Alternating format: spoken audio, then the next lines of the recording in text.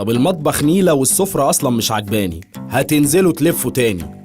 ودي كانت آخر جملة تقولها حماتي قبل ما أقوم أقلب الترابيزة عليها.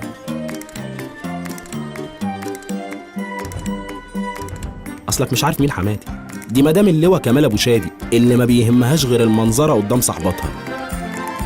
دي يا عم لففتني أنا وأهلي 6 أشهر على كل محلات الفرش، وجاية النهاردة تغير رأيها.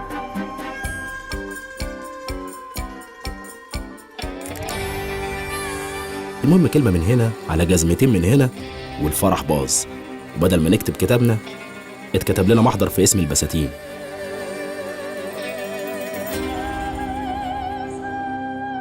وفي يوم خطيبتي كلمتني قالت لي ايكيا فتحت فتصالحنا، ورحنا جبنا كل اللي احنا عايزينه بمنتهى البساطة وفي مشوار واحد بس.